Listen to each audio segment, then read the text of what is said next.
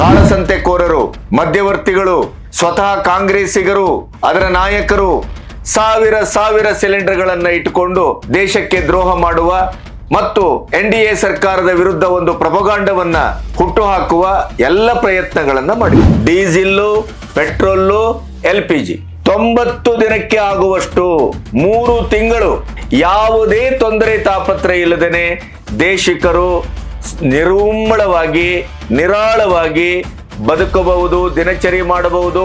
ಯಾವುದೇ ರೀತಿಯಲ್ಲೂ ನೀವು ಭಯಗೊಳ್ಳಬೇಡಿ, ಪ್ಯಾನಿಕ್ ಆಗಬೇಡಿ, ಗಾಬರಿ ಆಗಬೇಡಿ. LPG ಗ್ಯಾಸ್ ಇಂದ ಒಂದಿಷ್ಟು ಜೇಬು ತುಂಬಿಸ್ಕೊಳ್ಳೋಣ, ಒಂದಿಷ್ಟು ಖತರ್ನಾಕ್ ರಾಜಕಾರಣ ಮಾಡೋಣ, ಮೋದಿಯವರಿಗೆ ಒಂದಿಷ್ಟು ಮುಖಕ್ಕೆ ಮಸಿ ಬಡಿಯೋಣ ಅಂತ ಹೊರಟಂತ ಈ ಖತರ್ನಾಕ್ ಗ್ಯಾಂಗು ಈಗ ಪೆಟ್ರೋಲ್ ಡೀಸೆಲ್ ನಿಂದ ಲಾಭ ಪಡ್ಕೊಳ್ಳಿಕ್ ಹೊರಟಿದೆ. ಜೈಶಂಕರ್ ಏನ್ ಹೇಳಿದ್ರು ಪಾಕಿಸ್ತಾನಕ್ಕೆ? ಯುದ್ಧ ನಿಲ್ಲಿಸಿ, ಯುದ್ಧ ನಿರಾಕರಣೆ, ಯುದ್ಧ ನಿಷೇಧ, ಯುದ್ಧ ರಹಿತ ಬದುಕು, ಇದು ಭಾರತದ ನಿಲುವು. ಆದರೆ ನಿಮ್ಮ ಹಾಗೆ ದಲ್ಲಾಳಗಿರಿ ಮಾಡುವುದು ನಮ್ಮ ಕೆಲಸ ಅಲ್ಲ.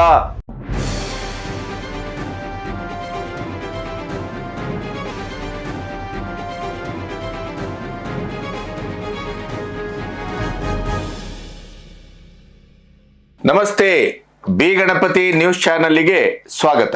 ನಮ್ಮಲ್ಲಿ ಒಂದು ಯಾವುದಾದ್ರೂ ಲೂಪ್ ಹೋಲ್ಸು ಸಿಕ್ಕಿತು ಅಂತಾದ್ರೆ ಅದರ ಮ್ಯಾಕ್ಸಿಮಮ್ ಲಾಭವನ್ನ ಪಡ್ಕೊಳ್ಳಿಕ್ಕೆ ಈ ಕಾಳಸಂತೆಕೋರರು, ಲಾಭಕೋರರು, ವ್ಯಾಪಾರಿಗಳು ಮತ್ತು ಪ್ರತಿಪಕ್ಷಗಳು ಬಹಳ ಅದ್ಭುತವಾಗಿ ಕಾಯ್ತವೆ. LPG ಸ್ಕೇರ್ಸಿಟಿಯ LPG ಇನ್ನೇನು ಕಂಪ್ಲೀಟ್ ಭಾರತದಲ್ಲಿ ಸಿಗುವುದೇ ಇಲ್ಲ ಅನ್ನುವ ಮಟ್ಟಕ್ಕೆ ಒಂದು ಹಂಗಾಮವನ್ನ ಸೃಷ್ಟಿ ಮಾಡಿ ಆಯ್ತು. ಅದಕ್ಕೆ ಕೇಂದ್ರ ಸರ್ಕಾರ ಯಾವ ರೀತಿ ಎಲ್ಲ ತನ್ನ ಡಿಪ್ಲೊಮೆಸಿಯಿಂದ, ಜಿಯೋಪೊಲಿಟಿಕಲ್ ಲೆವೆಲಲ್ಲಿ ತನಗಿರುವಂಥ ದೇಶಗಳೊಟ್ಟಿಗಿನ ಅನ್ಯೋನ್ಯತೆಯ ಸಂಬಂಧದಿಂದ, ಮುಖ್ಯವಾಗಿ ಇರಾನ್ನೊಟ್ಟಿಗಿರುವಂಥ ಒಂದು ಆ ರಾಜತಾಂತ್ರಿಕವಾದಂಥ ಸ್ನೇಹಶೀಲತೆಯಿಂದ ಎಲ್ಲವನ್ನ ನಿಭಾಯಿಸ್ತಾ ಬಂತು. ಕಾಂಗ್ರೆಸ್ ಮತ್ತು ಇಂಡಿ ಕೂಟ ಅಂತೂ ಮೋದಿಯವರನ್ನ ಹಣಿಲಿಕ್ಕೆ ಸಿಕ್ಕಿದಂಥ ಸುವರ್ಣಾವಕಾಶ ಅನ್ನುವ ರೀತಿಯಲ್ಲಿ LPG ಸಿಲಿಂಡರ್ ಅನ್ನ ಬಳಸಲಿಕ್ಕೆ ಪ್ರಯತ್ನ ಮಾಡಿದ್ದನ್ನು ನಾವು ಕಂಡಿದ್ದೇವೆ. ಕಾಳಸಂತೆಕೋರರು, ಮಧ್ಯವರ್ತಿಗಳು, ಸ್ವತಃ ಕಾಂಗ್ರೆಸ್ಸಿಗರು, ಅದರ ನಾಯಕರು ಸಾವಿರ ಸಿಲಿಂಡರ್ಗಳನ್ನು ಇಟ್ಟುಕೊಂಡು ದೇಶಕ್ಕೆ ದ್ರೋಹ ಮಾಡುವ ಮತ್ತು NDA ಸರ್ಕಾರದ ವಿರುದ್ಧ ಒಂದು ಪ್ರೊಪಗಾಂಡವನ್ನ ಹುಟ್ಟುಹಾಕುವ ಎಲ್ಲ ಪ್ರಯತ್ನಗಳನ್ನು ಮಾಡಿದರು. ಸಂಸತ್ತಿನಲ್ಲಿ ಅದಕ್ಕೆ ನೇರವಾಗಿ ಹರ್ದೀಪ್ ಸಿಂಗ್ ಪುರಿ ಅವರು ಯಾವ್ಯಾವ ರೀತಿಯಲ್ಲಿ ನಮ್ಮಲ್ಲಿ ಸ್ಟಾಕ್ ಇದೆ, ಎಲ್ಲಿಂದ ನಾವು ತರಿಸ್ಕೊಳ್ತಾ ಇದ್ದೇವೆ, ಹಾರ್ಮೋಸ್ ಅಲ್ಲಿ ನಮಗಾಗಿ ಹಡಗುಗಳನ್ನು ಎಷ್ಟು ಇರಾನ್ ಬಿಟ್ಟುಕೊಟ್ಟಿದೆ, ರಷ್ಯಾದಿಂದ ಚೈನಾಕ್ಕೆ ಹೋಗ್ತಾ ಇರುವಂತ 7 ಹಡಗುಗಳು ಹೇಗೆ ನಮ್ಮ ಮಂಗಳೂರಿನ ಬಂದರಿಗೆ ಬಂದು ತಲುಪಿದವೆ, ಇವೆಲ್ಲವನ್ನ ದೇಶದ ಜನರ ಎದುರು ಸಂಸತ್ತಿನಲ್ಲಿ ಅಂಕಿಅಂಶಗಳ ಸಮೇತ ಹೇಳ್ತಾ ಬಂದ್ರು ಕೂಡ ಅದನ್ನು ಕೂಡ ಸುಳ್ಳು ಅಂತ ಹೇಳುವ ದುಸ್ಸಾಹಸವನ್ನ, ದೇಶದ್ರೋಹಿತನವನ್ನ ಪ್ರತಿಪಕ್ಷಗಳು ಮಾಡಿದ್ದನ್ನ ಬಹುಶಃ 140 ಕೋಟಿ ಜನ ಯಾವತ್ತೂ ಕ್ಷಮಿಸಲಾರರು ಅಂತ ಅಂದ್ಕೊಳ್ತೇನೆ. ಈಗ ಅಂಥದ್ದೇ ಇನ್ನೊಂದು ಸಮಸ್ಯೆಯನ್ನ ಹುಟ್ಟು ಹಾಕ್ಲಿಕ್ಕೆ ಒಂದು ಗುಂಪು ಕಾಯ್ತಾ ಇದೆ. ಪ್ರಧಾನಿಯವರು ಸಂಸತ್ತಿನ ಒಳಗಡೆ ಯುದ್ಧವನ್ನ ಮಾಡಿದ್ದು ನಾವಲ್ಲ, ಯುದ್ಧಕ್ಕೂ ನಮಗೂ ಯಾವುದೇ ಸಂಬಂಧ ಇಲ್ಲ, ಇಷ್ಟಾಗಿಯೂ ನಾವು ಈ ಯುದ್ಧದ ಪರವೂ ಇಲ್ಲ, ಯುದ್ಧದ ವಿರೋಧವಾಗಿದ್ದೇವೆ. ಯುದ್ಧ ಮನುಕುಲಕ್ಕೆ ಮಾರಕ ಅನ್ನೋದು ಭಾರತದ ಸ್ಪಷ್ಟವಾದಂತ ನೀತಿ. ಸರ್ವೇ ಜನ ಸುಖಿನೋ ಭವಂತು ಅನ್ನೋದು ನಮ್ಮ ಧ್ಯೇಯವಾಕ್ಯ. ನಾವು ಯಾರ ಮೇಲೂ ದಂಡೆತ್ತಿ ಹೋದದ್ದು ಉದಾಹರಣೆಯೂ ಇಲ್ಲ, ಇತಿಹಾಸವೂ ಇಲ್ಲ, ನಾವು ಹೋಗುವ ಪ್ರಶ್ನೆಯೂ ಇಲ್ಲ. ಅದೇ ನಮ್ಮನ್ನ ಕೆಣಕಿ ಬಂದ್ರೆ ನಾವು ಬಿಡುವ ಪ್ರಶ್ನೆಯೂ ಇಲ್ಲ. ಅಮೆರಿಕ ಇರಾನಿನ ಈ ಸಂಘರ್ಷ ಕೇವಲ ಟ್ರಂಪ್ನವರದಷ್ಟೇ ಸೀಮಿತವಾದದ್ದಲ್ಲ, ಅದು ಅಮೆರಿಕದ ಇಡೀ ಆಡಳಿತದ ಮತ್ತು ಆ ಇಡೀ ಪ್ರಭುತ್ವದ ಪ್ರಶ್ನೆ. ಅದು ಇಂಧನದ ಮೇಲೆ ತನ್ನ ಪ್ರಭುತ್ವವನ್ನು ಸಾಧಿಸಬೇಕು ಅಂತ ಹೇಳಿ ಅದು ಲಾಗಾಯತಿನಿಂದಲೇ ಇರಾನಿನ ವಿರುದ್ಧ ಸಂಘರ್ಷವನ್ನ ಮಾಡ್ಕೊಂಡು ಬಂದಿದೆ. ಪ್ರಾಯಶಃ ಈ ಸಂಘರ್ಷ ಮುಗಿದ್ರೂ ಕೂಡ ಇನ್ನೊಂದು ಹೊಸ ರೀತಿಯ ಯುದ್ಧ ಸಂಘರ್ಷ ಇನ್ಯಾವಾಗಾದ್ರೂ ಹುಟ್ಕೊಳ್ಳುವ ಸಾಧ್ಯತೆ ಇದೆ, ಅದು ನಿರಂತರ. ಇಂಥ ಸಂದರ್ಭದಲ್ಲಿ ನಾವೀಗ ಹೆದರುವ ಪ್ರಶ್ನೆ ಇಲ್ಲ, ನಮ್ಮಲ್ಲಿ ಸ್ಟಾಕ್ ಇದೆ, ಎಲ್ಲ ಸಾಧ್ಯತೆಗಳನ್ನು ಮಾಡ್ತಾ ಇದ್ದೇವೆ. ಆದರೂ ಒಂದು ಮುಂಜಾಗ್ರತೆ, ಒಂದು ಎಚ್ಚರ. ಇಂಥ ಸಂದರ್ಭದಲ್ಲಿ ನಾವು ಹಿತಮಿತವಾಗಿ ಬಳಸುವುದನ್ನ ಮೈಗೂಡಿಸ್ಕೋಬೇಕು, ಮನನ ಮಾಡ್ಕೋಬೇಕು. ಕೋವಿಡ್ ನಲ್ಲಿ ಹೇಗೆ ದೇಶ ಅಂತ ಒಂದು ಮಹಾಮಾರಿಯ ಸಂಘರ್ಷದ ಸಂಕ್ರಮಣದ ಸ್ಥಿತಿಯನ್ನ ದಾಟಿ ಮುಂದೆ ಬಂತು.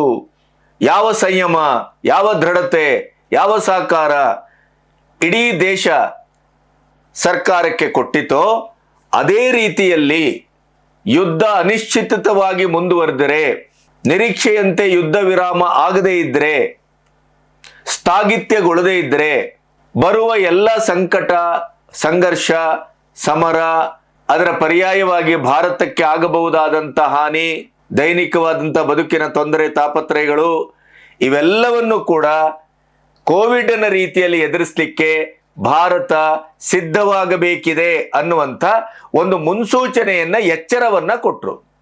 ಅದರ ನಂತರ ಸರ್ವಪಕ್ಷ ಸಭೆ ಆಯಿತು. ಹರ್ದೀಪ್ ಸಿಂಗ್ ಪುರಿ ಅವರು ನಮ್ಮಲ್ಲಿ ಯಾವ ರೀತಿಯ ಸ್ಟಾಕ್ ಇದೆ, ಯಾವ ರೀತಿಯ ಇದನ್ನು ನಾವು ತರಿಸ್ಕೊಳ್ತಾ ಇದ್ದೇವೆ, ನಮ್ಮ ಪರಿಸ್ಥಿತಿ ಯಾವ ಮಟ್ಟದಲ್ಲಿದೆ, ಎಲ್ಲವನ್ನ ಅಂಕಿಅಂಶ ಸಮೇತ ಹೇಳಿದರು. ಭಾರತದ ಪ್ರಧಾನಿಯವರು ಕರೋನಾ ಸಂದರ್ಭದ ರೀತಿಯಲ್ಲಿ ಮುಂದೆ ಬರಬಹುದು ದಿನಗಳು ಅಂತ ಹೇಳುವ ಮೂಲಕ ದೇಶವನ್ನ ಪ್ಯಾನಿಕ್ಗೆ ತಳ್ತಾ ಇದ್ದಾರೆ ಅಂತ ಕಾಂಗ್ರೆಸ್ಸಿಗರು ಎಂದಿನಂತೆ ಅವರದೇ ಆದಂತ ಶಂಕ ಊದಿದ್ರು. ಆದರೆ ಪ್ರಜ್ಞಾವಂತರಿಗೆ ಅರ್ಥ ಆಗತ್ತೆ, ಅರಿವಿದ್ದವ್ರಿಗೆ ಅರ್ಥ ಆಗತ್ತೆ, ಯಾವತ್ತೋ ಒಂದಿನ ಬೆಂಕಿ ಬಿದ್ದಾಗ ಬಾವಿ ತೋಡುವ ಬದಲು ಎಚ್ಚರದಿಂದ ಇರಿ, ಸಂಯಮದಿಂದ ಇರಿ, ಯಾವುದೇ ತೊಂದರೆ ಭಾರತಕ್ಕಿಲ್ಲ ಅನ್ನುವುದನ್ನ ಭಾರತದ ಪ್ರಧಾನಿ ಸ್ಪಷ್ಟಪಡಿಸಬೇಕಾದದ್ದು ಭಾರತದ ಪ್ರಧಾನಿಯ ಆದ್ಯ ಕರ್ತವ್ಯ ಅದು. ಹಾಗಾಗಿ ಅವರು ಆಡಿದ ಮಾತು, ಅವರು ವಹಿಸಿದ ಎಚ್ಚರ, ಅವರು ಜನರಿಗೊಂದು ಕಿವಿ ಮಾತನ್ನ ಹೇಳಿದ್ದಾರೆ. ಹಾಗಾದ್ರೆ ನಮ್ಮಲ್ಲಿರುವಂತ ಇಂಧನದ ವ್ಯವಸ್ಥೆ ಏನು? ಈಗ ನಿನ್ನೆ ಇಡೀ ಭಾರತದ ಒಂದು ಡಿಪ್ಲೊಮೆಸಿಗೆ, ರಾಜತಾಂತ್ರಿಕತೆಗೆ ದಕ್ಕಿದ ವಿಜಯ ಏನು? ಇರಾನ್ ಕಡೆಯಿಂದ ಇಡೀ ಪ್ರಪಂಚದಲ್ಲಿ ಯಾರಿಗೂ ಸಿಗದೇ ಇರುವಂತ ಒಂದು ಅದ್ಭುತವಾದಂಥ ಸ್ವಾಯತ್ತೆ, ಸ್ವಾತಂತ್ರ್ಯ ಹೋರ್ಮುಜ್ ಜಲಸಂಧಿಯಿಂದ ನಮಗೆ ಸಿಕ್ಕಿದ್ದೇನು? ಭಾರತದ ವಿಜಯ ಪತಾಕೆ ಹಾರಿದ್ದು ಹೇಗೆ? ಈ ಎಲ್ಲ ವಿವರಗಳನ್ನ ನಿಮ್ಮೊಟ್ಟಿಗೆ ಹಂಚ್ಕೋಬೇಕು. ಇಲ್ಲಿಯವರೆಗೆ ನಮ್ಮ ಚಾನೆಲ್ ಅನ್ನ ಸಬ್ಸ್ಕ್ರೈಬ್ ಮಾಡದೇ ಇದ್ರೆ ಸಬ್ಸ್ಕ್ರೈಬ್ ಮಾಡಿ, ಸ್ವತಂತ್ರ ಪತ್ರಿಕೋದ್ಯಮಕ್ಕೆ ನೆರವಾಗಿ. ನಂಬರ್ 1, ಈಗ ಪ್ರಧಾನಿ ಮೋದಿಯವರು ಆಡಿದ ಮಾತನ್ನ ಆಧರಿಸಿ ಇಲ್ಲಿಯವರೆಗೆ LPG ಗ್ಯಾಸಿನಿಂದ ಒಂದು ಪ್ಯಾನಿಕ್ ಅನ್ನ ಇಡೀ ದೇಶಾದ್ಯಂತ ನೆಲೆಗೊಳಿಸಬೇಕು ಅಂತ ಈ ಕಾಳಸಂತೆಕೋರರು, ಮಧ್ಯವರ್ತಿಗಳು, ವ್ಯಾಪಾರಿಗಳು, ಅದರ ಜೊತೆಗೆ ಪ್ರತಿಪಕ್ಷಗಳು ಸೇರಿ ಕೂಡಾಟವನ್ನ ಏನು ಮಾಡ್ಲಿಕ್ಕೆ ಹೊರಟಿದ್ರಲ್ಲ, ಅದನ್ನ ಸಂಪೂರ್ಣವಾಗಿ NDA ಸರ್ಕಾರ ವಿಫಲಗೊಳಿಸಿತು. ಇನ್ನು 2 ದಿನದಲ್ಲಿ ಹೋಟೆಲ್ಗಳಿಗೆ ಬೇಕಾದಷ್ಟು ಗ್ಯಾಸ್ ಅನ್ನ ಕೊಡ್ತೇವೆ ಅಂತ ಈಗಾಗಲೇ ಪ್ರಕಟಣೆ ಹೊರಡಿಸಲಾಗಿದೆ. ಅದರ ಜೊತೆಗೆ ಸರ್ವಪಕ್ಷ ಸಭೆಯಲ್ಲಿ ಅಂತಾರಾಷ್ಟ್ರೀಯ ಮಟ್ಟದ ಒಂದು ಇಂಧನ ದಾಸ್ತಾನು, ಅದಕ್ಕೆ ಇರುವಂತ ಒಂದು ಸಾಮಾನ್ಯ ಒಂದು ಕಾಯ್ದೆ ಕಟ್ಟಳೆಯ ಪ್ರಕಾರ ಯಾವುದೇ ದೇಶದಲ್ಲೂ ಆ ದೇಶದ ಇಂಧನ ವ್ಯವಸ್ಥೆಯಲ್ಲಿ 9 ದಿನ ಒಂದು ಸ್ಟಾಕ್ ಇರಬೇಕು ಅಂತ. ಕನಿಷ್ಠ 9 ದಿನ ದೇಶಕ್ಕೆ ಯಾವುದೇ ಹಾನಿ ಆಗದೇ ಇದ್ದಂತೆ ಆ ದೇಶ ತನ್ನ ಇಂಧನ ವ್ಯವಸ್ಥೆಯನ್ನ ಕಾಪಾಡ್ಕೋಬೇಕು, ಸ್ಟಾಕ್ ಮಾಡ್ಕೋಬೇಕು. ಹಾಗಾದ್ರೆ ಭಾರತದ ಪಾಲಿನ ಸ್ಥಿತಿಗತಿಗಳೇನು ಈ ಹೊತ್ತಿನಲ್ಲಿ? ಹರ್ದೀಪ್ ಸಿಂಗ್ ಪುರಿ ಅವರು ಸರ್ವಪಕ್ಷ ಸಭೆಯಲ್ಲಿ ಕೂತು ಅಂಕಿಅಂಶವನ್ನ ಕೊಟ್ಟ ಪ್ರಕಾರ ಡೀಸೆಲ್ಲು, ಪೆಟ್ರೋಲು, LPG 90 ದಿನಕ್ಕೆ ಆಗುವಷ್ಟು 3 ತಿಂಗಳು ಯಾವುದೇ ತೊಂದರೆ ತಾಪತ್ರೆ ಇಲ್ಲದೇನೆ ದೇಶಿಕರು ನಿರುಮ್ಮಳವಾಗಿ, ನಿರಾಳವಾಗಿ ಬದುಕಬಹುದು, ದಿನಚರಿ ಮಾಡಬಹುದು. ಯಾವುದೇ ರೀತಿಯಲ್ಲೂ ನೀವು ಭಯಗೊಳ್ಳಬೇಡಿ, ಪ್ಯಾನಿಕ್ ಆಗಬೇಡಿ, ಗಾಬರಿ ಆಗಬೇಡಿ, ಸ್ಪಷ್ಟವಾಗಿ ಹೇಳಿದ್ದಾರೆ. ಇದರ ಮಧ್ಯೆ ಕರೋನಾ ರೀತಿಯಲ್ಲಿ ಭಾರತ ಸಂಕಷ್ಟಕರ ಸ್ಥಿತಿಯನ್ನ ಎದುರಿಸಲು ಮಾನಸಿಕವಾಗಿ ಸಿದ್ಧವಾಗಬೇಕಿದೆ ಅನ್ನುವ ಮೋದಿಯವರ ಮಾತನ್ನ ಇಟ್ಕೊಂಡು ಈ ದರಿದ್ರ ರಾಜಕಾರಣಿಗಳು, ವಿರೋಧ ಪಕ್ಷಗಳು, ಕಾಳಸಂತೆಕೋರರು, ಮಾರಾಟಗಾರರು ಡೀಸೆಲ್ ಪೆಟ್ರೋಲು ಇನ್ನು ಮುಂದೆ ಸಿಗುವುದಿಲ್ಲ, ಡೀಸೆಲ್ ಪೆಟ್ರೋಲ್ ಸ್ಕೇರ್ಸಿಟಿ ಆರಂಭ ಆಗತ್ತೆ ಅಂತ ಹೇಳಿ ಇಡೀದಾಗಿ ಗಾಳಿ ಸುದ್ದಿಯನ್ನ ಹಾಕಿದ್ರು. ಅದು ಕಾಳ್ಗಿಚ್ಚಿನಂತೆ ಹಬ್ಬಿದೆ ಭಾರತದಲ್ಲಿ. ಅದು ಯಾವ ರೀತಿ ಹಬ್ಬಿದೆ ಅಂತಂದ್ರೆ, ಮನೇಲಿದ್ದ ಬಕೆಟ್, ಚೊಂಬು, ಕೊಡ, ತಪ್ಪಲೆ ಎಲ್ಲ ತಗೊಬಂದು ಪೆಟ್ರೋಲ್ ಬಂಕ್ ಅಲ್ಲಿ ಕಾಯ್ತಾ ಇದ್ದಾರೆ. ಏನ್ ಹೇಳ್ಬೇಕು ಇವರಿಗೆ? 90 ದಿನಕ್ಕಾಗುವಷ್ಟು ನಮ್ಮ ಹತ್ರ ಎಲ್ಲವೂ ಇದೆ, ಏನೂ ತೊಂದರೆ ಇಲ್ಲ. ಯಾರೂ ಗಾಬರಿಗೊಳಗಾಗಬೇಡಿ, ಯಾರೂ ಪ್ಯಾನಿಕ್ ಆಗಬೇಡಿ, ಯಾರೂ ಹೀಗೆಲ್ಲ ಕೊಂಡ್ಕೊಂಡು ತಗೊಂಡೋಗಿ ಮನೇಲಿ ಇಟ್ಕೊಂಡು ಅದೇನಾರು ಅನಾಹುತ ಆಗಿ ಬೆಂಕಿ ಗಿಂಕಿ ಅನಾಹುತ ಆಗಿ ತೊಂದರೆ ಆಗುವಂತ ಪರಿಸ್ಥಿತಿಯನ್ನು ತಂದ್ಕೋಬೇಡಿ ಅಂತ ಪೆಟ್ರೋಲಿಯಂ ಸಚಿವರು ಮತ್ತೆ ಆಯಕಟ್ಟಿನ ಎಲ್ಲ ಸರ್ಕಾರದ ಅಧಿಕಾರಿಗಳು ಇತ್ಯಾದಿಗಳು ಡಿಸಿಗಳು ಎಲ್ಲರೂ ಹೇಳ್ತಾ ಇದ್ರು ಕೂಡ ಈ ದರಿದ್ರರು ಅಜ್ಜಿ ಸುಟ್ಟಲ್ಲಿ ಚಳಿ ಕಾಯುವವರು LPG ಗ್ಯಾಸ್ ಇಂದ ಒಂದಿಷ್ಟು ಜೇಬು ತುಂಬಿಸ್ಕೊಳ್ಳೋಣ, ಒಂದಿಷ್ಟು ಖತರ್ನಾಕ್ ರಾಜಕಾರಣ ಮಾಡೋಣ, ಮೋದಿಯವರಿಗೆ ಒಂದಿಷ್ಟು ಮುಖಕ್ಕೆ ಮಸಿ ಬಡಿಯೋಣ ಅಂತ ಹೊರಟಂತ ಈ ಖತರ್ನಾಕ್ ಗ್ಯಾಂಗು ಈಗ ಪೆಟ್ರೋಲು ಡೀಸೆಲ್ ನಿಂದ ಲಾಭ ಪಡ್ಕೊಳ್ಳಿಕ್ ಹೊರಟಿದೆ. ಎಂತ ಒಂದು ದುರಂತ ನೋಡಿ. ಅದಕ್ಕೆ ಈಗ ಮತ್ತೊಮ್ಮೆ ಭಾರತ ಸುಖ ಸುದ್ದಿಯನ್ನ ಕೊಡ್ತಾ ಇದೆ, ತನ್ನ ಇಡೀ ಶಕ್ತಿ ಪ್ರದರ್ಶನವನ್ನ ಮಾಡ್ತಾ ಇದೆ.